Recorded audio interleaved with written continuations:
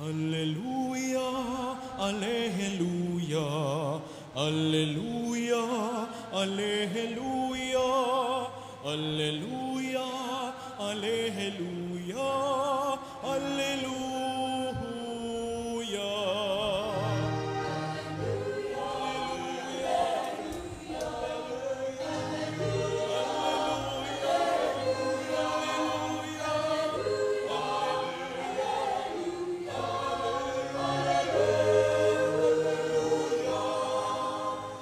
Sa kanila ang templo, magiging Diyos nila ako. Sila'y magiging bayan ko. Alleluia.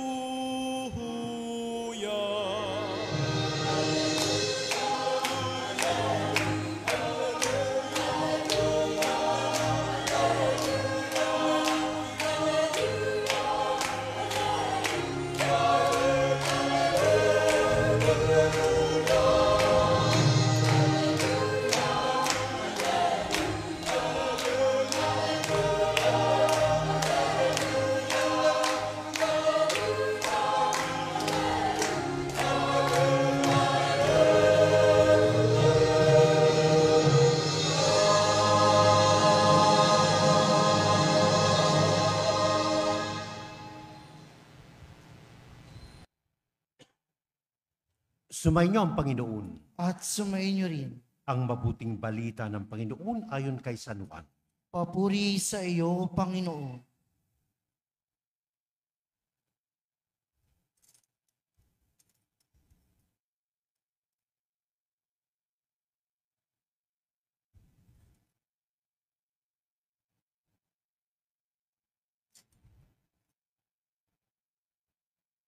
Nung panong iyon, sinabi ng Samaritana kay Jesus, Ginoo, sa wari ko'y propeta kayo. Dito sa bundok na ito, sumamba sa Diyos ang aming mga magulang, ngunit sinasabi ninyong mga Hudyo na sa Jerusalem lamang dapat sambahin ang Diyos.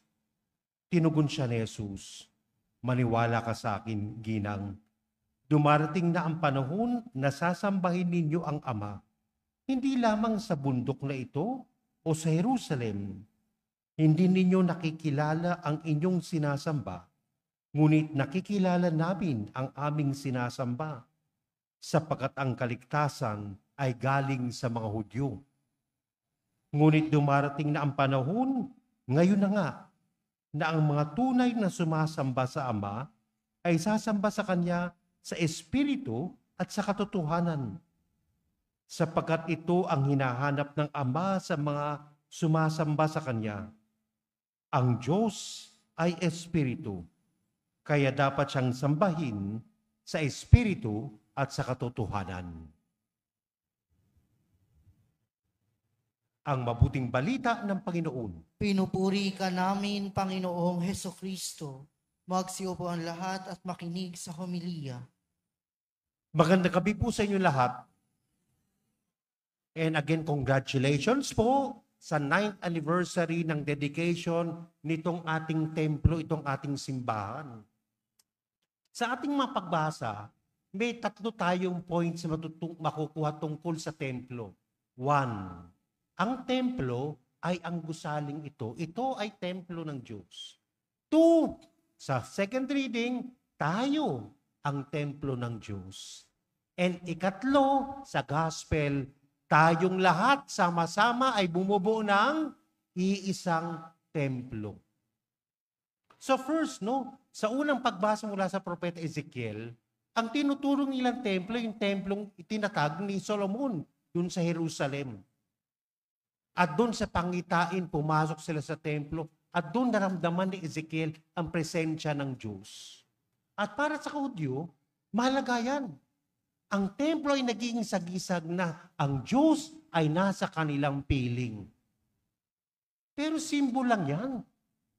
Mas mapalad tayo dahil alam natin na talagang actually, really present si Jesus dito sa ating templo, dito sa ating simbahan. Saan? Sa ating tabernakulo.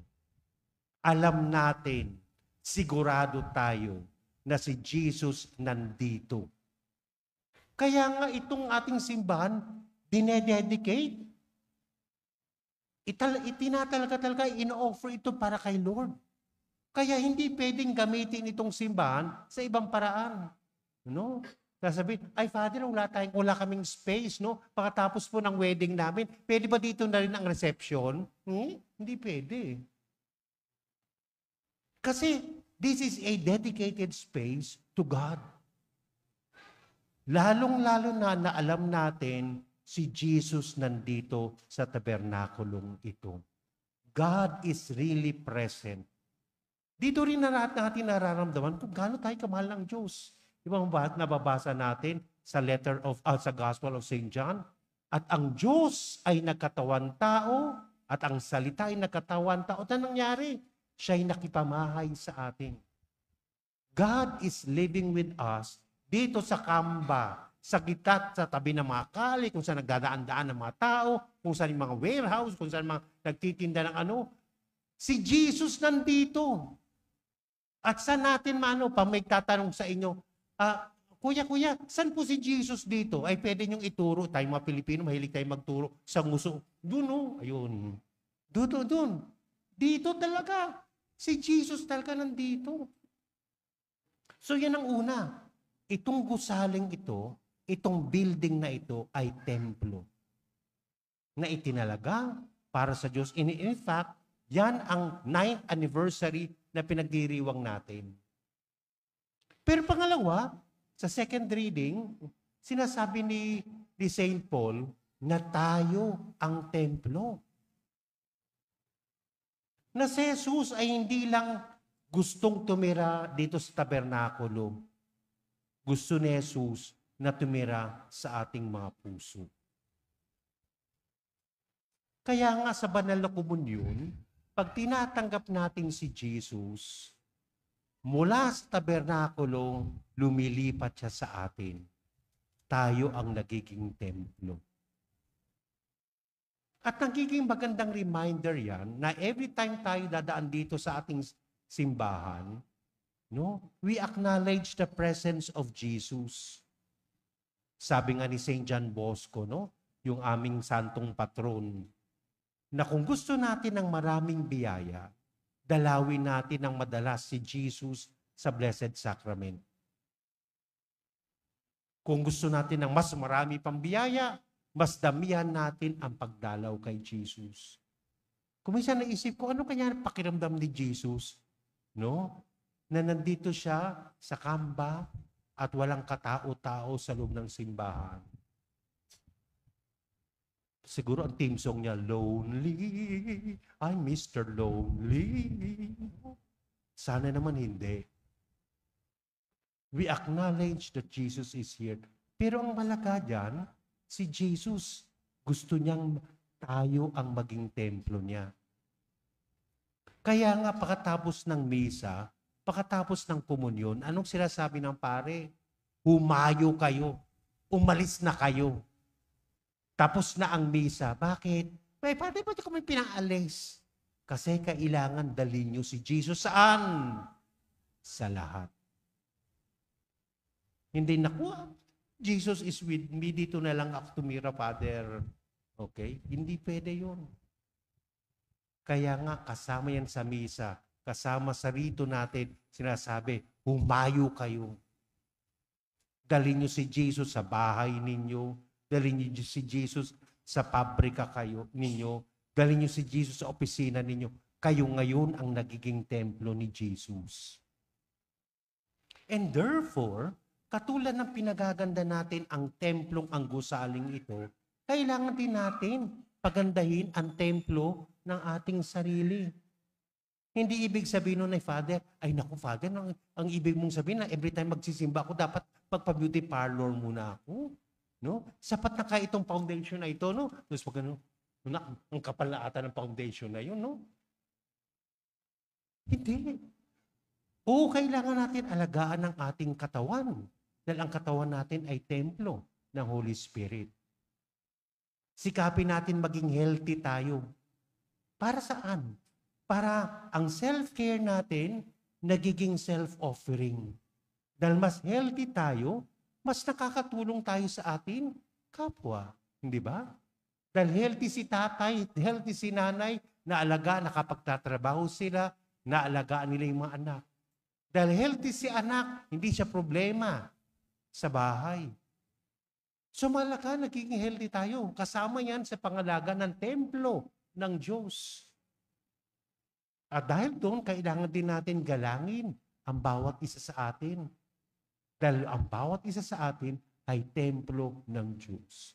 So yan, one, ang gusaling ito ay templo ng Diyos. Tayo ay templo ng Diyos. At ang ikatlo, lahat tayo bumubuo ng iisang templo ng Diyos. Tayo ang simbahan. In fact, si St. Paul may magandang term dito. We form the mystical body of Christ. Hindi lang templo tayo, hindi lang yung katawan natin. Bawat isa sa atin ay bumubuo sa iisang katawan ni Kristo.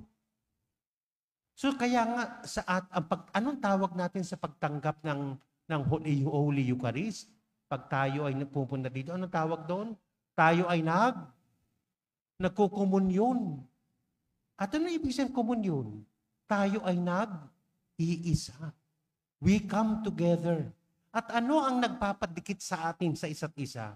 Ano ang nagiging plaster ng ating gusaling ito? Si Kristo. Ako tumanggap kay Kristo, ikaw tumanggap kay Kristo, siya tumanggap kay Kristo. Therefore, lahat tayo ay nagkakaisa kay Kristo. At binubuo natin ngayon ang simbahan. At ito ang maganda dito. I think bukas ba yan or this July din, i-celebrate niyo ang foundation ng parokya, no? Tama ba? Kailan? July 16. Before yung July 16 na yan, hindi kayo parokya. Iba-ibang barangay kayo, wala.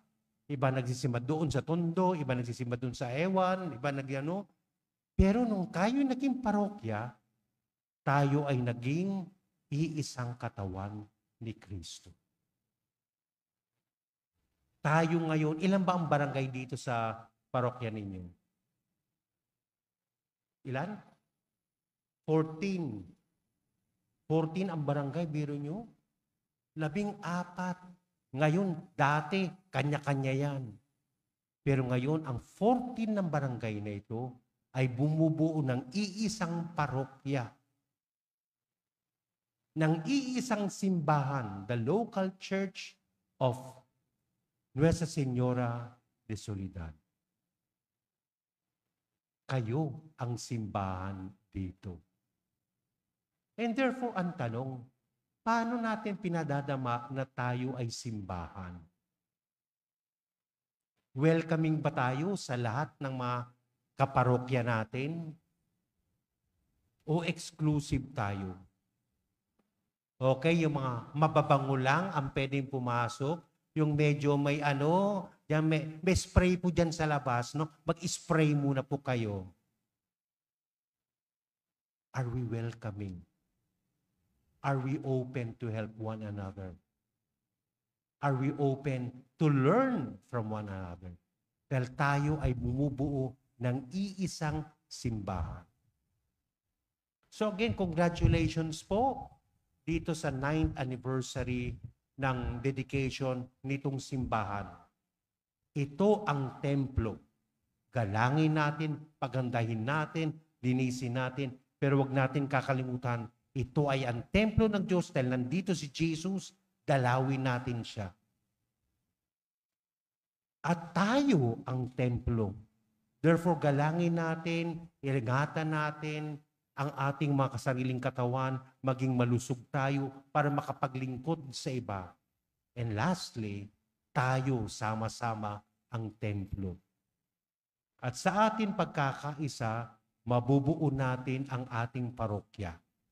14 barangays under the patronage of Our Lady of Soledad. Nga sa ating pagkakaisa, lahat tayo walang naiiwan lalong lalapit sa Diyos, lalong makakatanggap ng biyaya, lalong mapagpapala ng Diyos.